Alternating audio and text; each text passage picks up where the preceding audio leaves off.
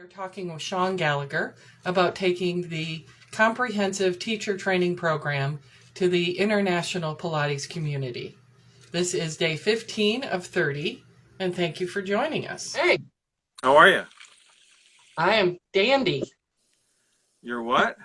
I'm just dandy. Dandy. All right. Dandy. You know, I'm a writer, so I like to throw out fancy words every once in a while. You're erudite. Sure. Right. So this is day 15 of 30. So we are officially, after tonight, halfway through. And it's just been a learning fest. It's just, I think every day I've learned something new. Okay. So so we've talked about the comprehensive teacher training program in the USA and specifically New York City and then to other cities. Right. So who were the first international students that attended New York and kind of got the idea and the ball rolling for you to go elsewhere? Well, I mean, that's how it started. I mean, you know, the people would come and get certified to New York with Ramana, and when they went back to the home countries, they would, ask to either, try to do something. So one of the first people was Lisa Johansson from Iceland. All right, she was in the same training as Maria. Okay.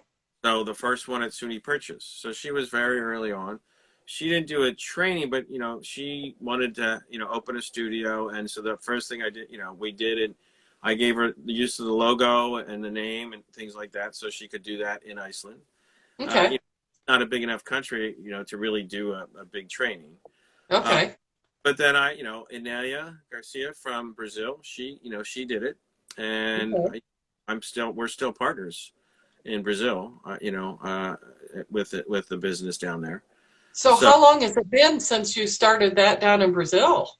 I think it was 98 or 99. Wow. Okay. A while. Yeah. Oh, that was her, and then I also, Cynthia from Australia. She came to New York. Lachard. Yeah, I knew Cynthia before because I had been. She was a dancer at New York City Ballet when I was one of the therapists there. Oh, okay. So like I went to, when I was in PT school, one of my last affiliation, you go to school and then you also go into real life and practice. And my affiliation was at New York City Ballet. And then after that, I stayed working there on weekends. And then my first job was to Pennsylvania Milwaukee Ballet. And then I would still go to New York. And so Cynthia was there. And so I knew her from that. And then later on, she just, wanted to do it. So, and her mother was still in New York. So she came back and she did some of her training down in Atlanta, for certification. Cause it was, I forget why, but I know she was there. And then she wanted to go back. And so we opened a facility together because back then it was the trademark. And so to be able to use the name and do the trademark and have access to everything, I wouldn't do it unless we were in business together. Because one of the things that my lawyer said was that if you give people the name and you don't own it, then once they start going to business, you can't stop you can't stop them from using the name because it's the name of the business. The train is out of the station. Right, and basically he said that no judge would let you stop their business name because if they wanted to work with Ramon and I and do the trademark and do everything the right way, which I was doing a lot of things back then. I mean, there was a lot of opportunities. So that I was just there and taking money. I was really providing and helping out and doing a lot of things. So then at who else? I was also talking to Philippe. And he's in France. Because he had lived with Ramona for a while. He lived, stayed in Ramona's apartment and stuff. So I was talking with him and negotiating. And then Marjorie in the Netherlands. Marjorie Oren? Yeah, Oren. Hmm. So I was also discussing, we were working on that. I was also working with Eugenia in Greece before Maria went back, I think. I'm not sure if she was back yet or not.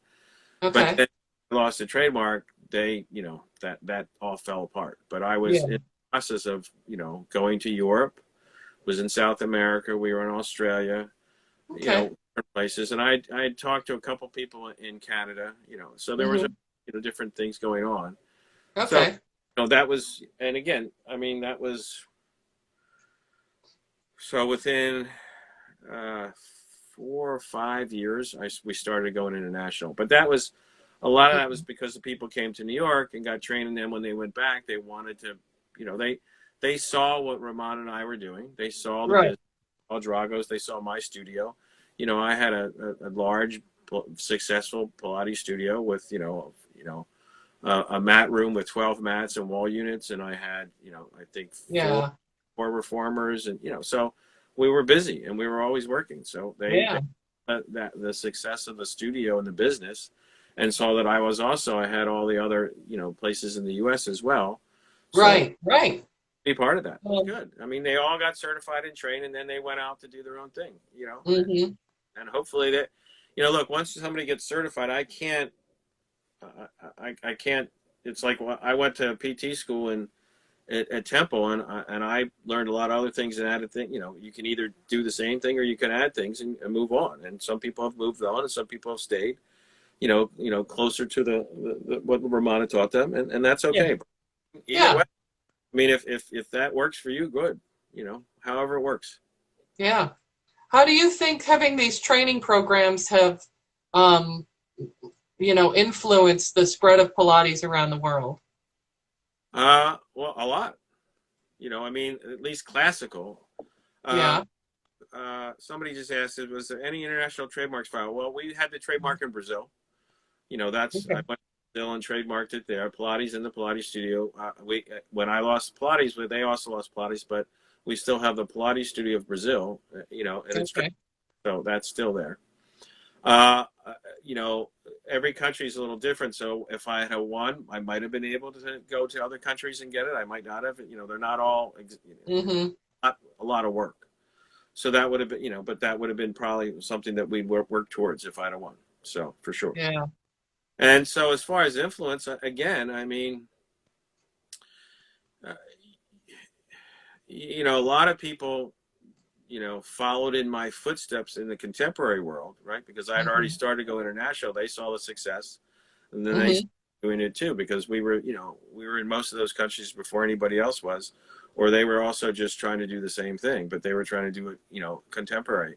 They all talk about Pilates, but they wanted to be able to go and do the same thing I was doing, and they didn't wanted to not have to, limit themselves in any way.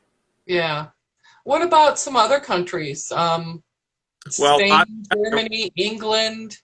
I didn't have, there was teachers in England, but and I went to England in, it's either 99 or 2000. I can't remember the year. And I toured, went to about 6 cities, and I took the home reformer, the performer. Okay. And what we did is we shipped them all there. And, Wow. and I did workshops for physical therapists, trying to, Okay. introduction to Pilates for PTs. And it was Hmm. mat and reformer, which is Okay. what the initial workout was. And, Yeah. it was 2 days, and one day would be mat, one day would be reformer. And it was basic and some intermediate, because it Yeah. wasn't and stuff. And then they could buy the performer, and I didn't have to bring any back. So, Yeah. took them there. And when I went to Europe, or I went to England, Philippe came and helped. But I did that for physical therapists. So, I went to England in 20 years ago, 20 some years Yeah. ago, and Wow. try to get the interest there going as well. Hmm. Okay. And then, somebody, I think I may have trademarked, the question was about trademarks. We may have trademarked it in Latvia, because somebody wanted to go there and do it. So, it's like, why? Okay. Because there was a teacher that wanted to do it. And then I also, we had, Japan. Somebody. I was going to say, what about some of the Asian countries? So Yeah. I had somebody who had a gym in Japan, and he came and he wanted to do it, and he licensed it, and he went there, took it back, and we started working. But again, after I lost the trademark, a lot of that all fell apart. Okay. I went to in 90. When was it? 2000. Let me think. In the early in 2009, maybe. I went to Korea as well. That was after that. But I was working with there was a show on Broadway, called I can't remember it right now. Too many shows. Yeah. But the Korean show. Okay.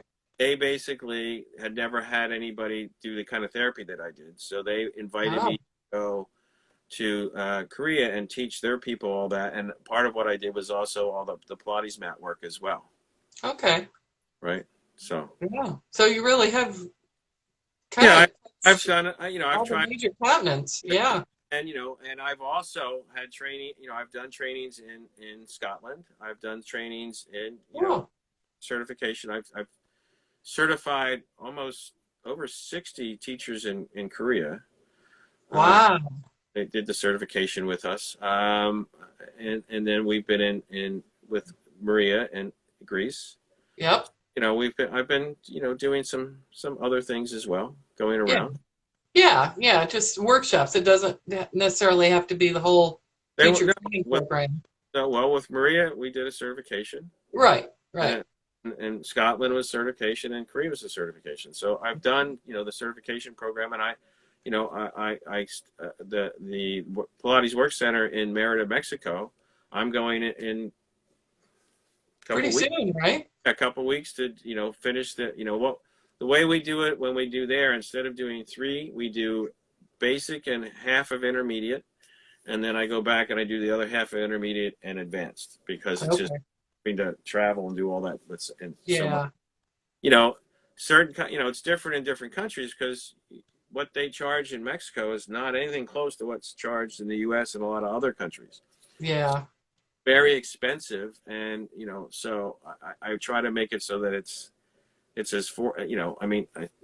I still charge fees and stuff, but I try to make it a little bit more affordable, not having to do 3 weekends and fly and all that stuff. So it's just ways to do that way. And then for that they've translated the manual for me. I just have to get it and set it all up. So hopefully it won't be this time, but hopefully the next one I'll have I have a question about that, but Elaine said something about, she just said Canada. Oh, yes. And in Canada as well. Let's not forget our northern neighbors. Yes. So, and Canada. So, we've taken the training to a number of places and trained a lot of teachers. Vicki says you don't just certify anyone in a weekend course. No, never did that. No. Well, but you know what? That's thanks to losing the trademark. Anybody can do that now. That's an unfortunate byproduct. Yes. Yeah. Okay. Right. So I wanted to ask you, when you're teaching in a country that, has a foreign language, how does that work? There's always a translator? What? There's a translator. When I've been to, and I've gone to Brazil many times, not for the certification, but for like the continuing education workshops. And I've done, a lot of workshops, a number of the workshops that are my signature workshops now. I started, because now you would ask me to come and do more, more than just Joe stuff and try to explain it and that kind of work, which is what I do. So that was part of that, where that's some of that started. And there was always a translator, and so, and it's not as easy always, because it's the terminology is not what normal translator would necessarily translate, especially if I'm doing anything, because in Brazil, I don't know if it's still that way, but for a long time you either were a physical education teacher or a physical therapist. Those are the only 2 people who are allowed to be Pilates teachers. Oh, wow. Okay. So I would go and that was part of it, is trying to with physical education and the PT there's a lot more medical terminology, so I have special Yeah. that way. And then in Mexico, Marisol, who is she's every time I've been, she's been my translator. So Uh-huh. going to be a really good teacher of teachers because she's, helped me teach, Mm-hmm. I think for, a number of workshops, and we're on Yeah. our That third just cert, gets reinforced over and over again. gets to hear, So I have a question that just popped into my mind. Do you speak any other languages? un poquito. I can say hello and goodbye and thank you in a number of, languages, but I don't, Okay. you Have know, you thought about it? in high school, I went to an alternative high school. Okay. We could basically we made our own curriculum to a certain degree. Okay. It's not one of the things that I was interested in. So I Yeah. never took a language. Okay.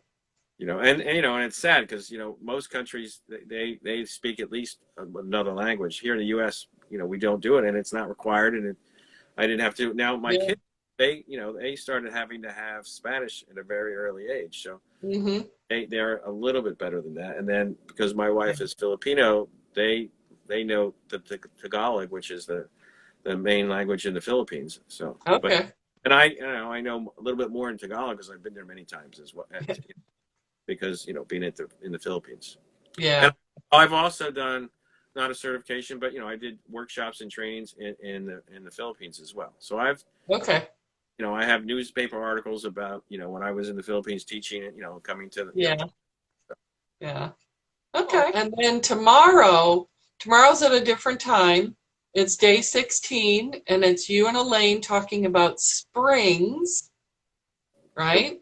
springs, not just springs, original springs. Original springs. Okay. I've been to workshops where you've talked about Well, springs and the original springs and right. yeah.